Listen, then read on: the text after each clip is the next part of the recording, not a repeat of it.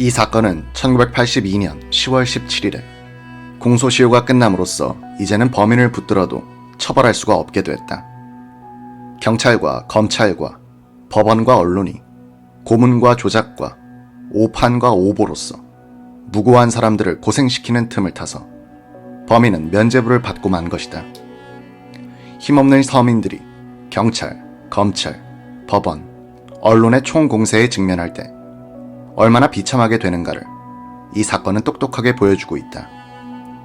제도의 범죄는 처벌되지 않고 개인의 피해는 회복될 수 없음을 고문 후유증으로 40대에 요절한 김기철 씨는 폐인이 된 그의 몸과 정신으로 입증하였다. 이 기사는 1981년부터 1982년에 걸쳐 월간 마당에 쓴 것이다.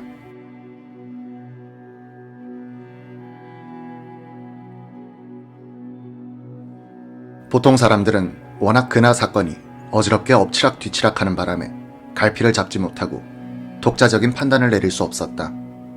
당시 일반인들의 판단 자료는 거의 신문에서 얻는 것이었다. 그런데 판단의 준거를 제공해야 할 신문 기자들이 더욱 종잡을 수 없는 혼란에 빠져 있었다. 취재 능력이 없는 일반 독자들이 올바른 판단을 내린다는 것은 불가능에 가까운 일이었다.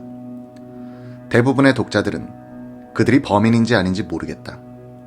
다만 무죄 확정 판결을 받았으니 유죄를 입증할 만한 증거는 없었던 모양이다 하는 정도로 생각하고 있었을 것이다. 7월 26일의 조선일보 사설은 자백을 증거의 여왕이라고 했던 야만적 시대를 우리는 또다시 이 나라에 부활시킬 수는 없다. 기분이나 추리로 수사를 전개할 때 이 땅에는 다시 중세기적 암흑이 엄습하게 될 것이다 라고 검찰을 나무라면서 그들이 진범이야 아니냐 하는 것은 아무도 모른다. 검찰 측의 불만도 약간은 이유가 있다고 했다. 이런 상황에서 김 검사가 재판이야 어찌 되었든 저들은 범인임에 틀림없다고 했으니 많은 사람들이 역시 그들은 범인인데 유죄 증거가 없어 풀려난 것이구나 라는 의혹을 갖게 됐다고 해도 놀랄 일이 못 된다. 김 검사의 소관 피력은 감옥에서 풀려난 8명의 무고한 사람들에게 죽을 때까지 따라다닐 의혹의 꼬리표를 선물한 셈이었다.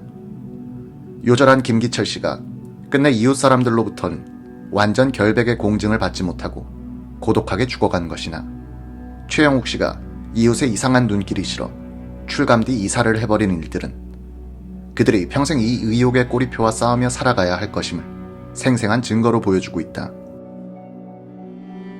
인간이 인간을 재판하는 것은 두려운 일이다. 그래서 인간은 삼심제란 것을 만들어 착오에 의한 사법살인 같은 것을 막아보려 했다.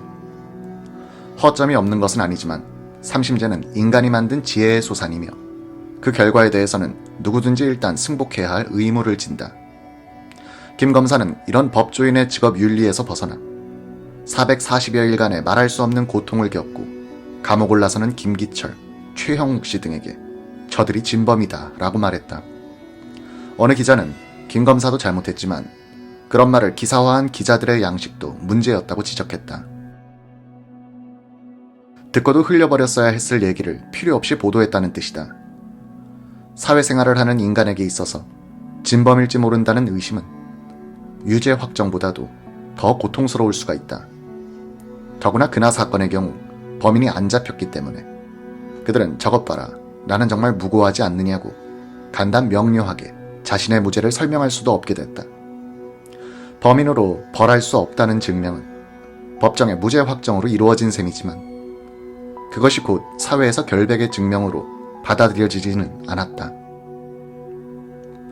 이 사건을 취재한 나의 견해를 굳이 여기에 밝힌다면 그나 사건의 피고인들은 의심할 바 없는 결백의 인간들이란 것이다. 검찰이 증거를 못 세워 무죄가 된 것이 아니라 그들은 처음부터 무고했던 것이다. 김태현 건사팀도 어떤 점에선 이 사건의 피해자였다고 볼 수 있다. 그들은 이 드라마의 작가나 연출가라기보다는 배우들이었다. 이 인형극의 진정한 연출가는 김금식 씨였다. 가해자를 꼽으라면 김 씨를 가리키지 않을 수 없다. 그는 출감 뒤 국제신보 기자를 통해 구술한 수기의 끝에서 이렇게 말했다. 모든 책임은 내게 있는 것은 물론이다. 수사기관이나 법을 우롱하겠다는 발상부터가 용서받지 못할 짓이었다. 마지막에 내가 생명을 빈 것은 법이었으니까. 이제 그 어둡고 긴 터널에서 만났던 잊지 못할 사람들에게 사죄를 해야 할 차례다. 나와 같이 생사의 기로를 헤맨 사람들에게는 죄스러움을 금할 길이 없다. 그 중에서도 기철이에게는 더욱더. 그는 나 같은 못난 인간을 알았다는 죄 하나로 지독한 고행을 치렀다. 나는 이겼지만 진 것이기도 했다. 내가 불신했던, 그래서 우롱하려 했던 법은 건재하고 있었다. 나는 송구스럽게도 그 법에 의해 목숨을 건진 것이다.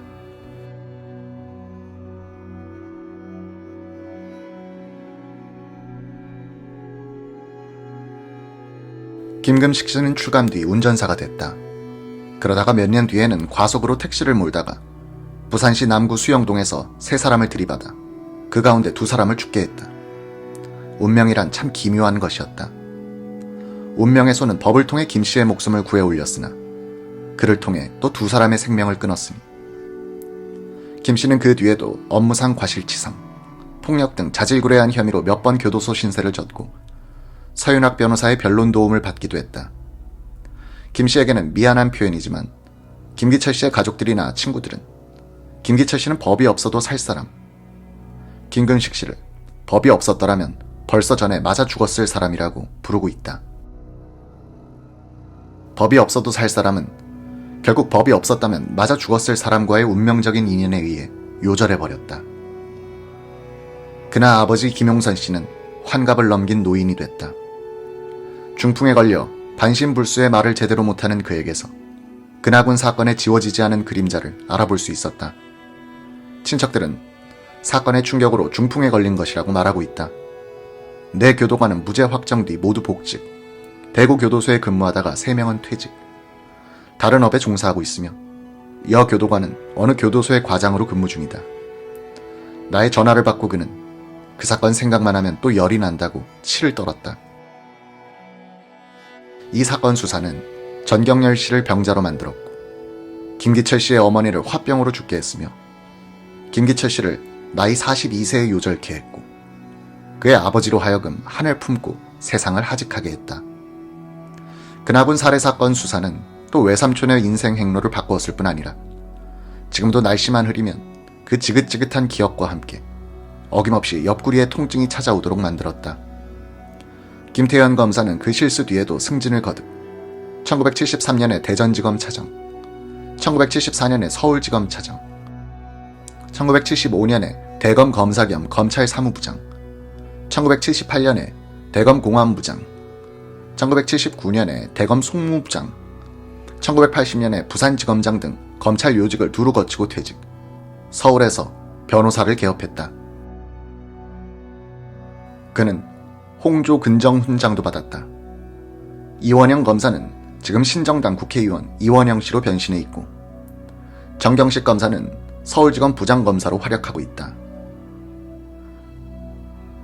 한봉세 변호사와 김태현 판사는 그 뒤 대법관으로 임명돼 법조계의 정상에서 일하다가 물러나 변호사 일을 하고 있다. 서윤학 씨도 줄곧 부산에서 변호사로 일하고 있다. 지금까지 3차례 마당에 실린 기사는 헛된 수사, 그것도 범인을 잡으려다가 생사람을 잡은 지나간 수사에 대한 얘기뿐이었다.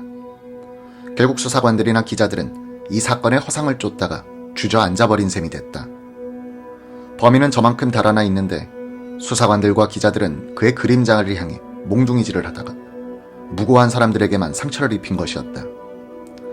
이 사건의 발생지 관할경찰서인 서부경찰서의 동대신동 담당 형사들에게도 그나 사건 수사는 벌써 전, 그러니까 김태현 검사가 저들이 진범이다, 다시 수사할 필요도 없다고 했을 때 끝나버렸고 지금은 고전적인 영구미제 사건의 하나로 인식되고 있을 뿐이다.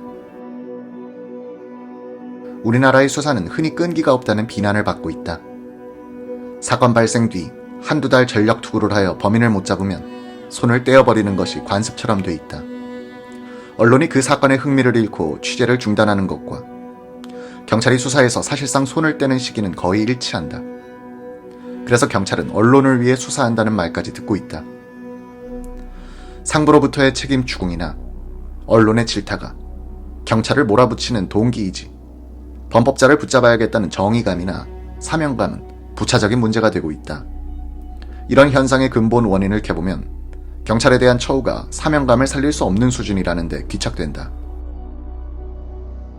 형사들이 수사본부에 얽매여 한두 달 담당 지역에서 떠나 있으면 부수입원을 잃게 되어 집에서 돈을 가져와 버스를 타고 다니며 수사를 하게 된다. 이런 경제적 문제가 해결된다면 한국의 형사들도 일본처럼 평생 전담 수사도 마다하지 않을 것이다. 일본의 유명한 3억엔 탈취 사건은 1975년에 공소시효 완성으로 수사가 끝났다. 그때까지 일본 경시청이 보여준 집념의 수사는 그 결과야 어떻든 간에 높이 평가할 만한 것이었다. 그들은 10년 동안 전담반을 해체하지 않고 그 수사만 맡겼으며 범인 체포 실패로 공소시효가 끝나자 수사 책임자가 사직하는 책임 수사의 모범을 보였었다. 그나 사건의 경우 경찰 및 검찰이 수사의 잘못을 속죄하고 김기철 씨의 원혼을 달래며 무고한 피해자들의 한을 풀어주는 방법은 범인을 잡는 길밖에 없었다. 결과론이긴 하지만 이런 수사를 할 바에야 처음부터 수사를 하지 말았더라면 범인은 못 잡더라도 엉뚱한 피해는 막을 수 있었을 것이라고 생각하는 사람들도 많을 것이다. 그나군의 가족은 그나군의 죽음에서보다 그 수사에서 훨씬 더 큰 고통을 겪었다고 생각하지 않을까?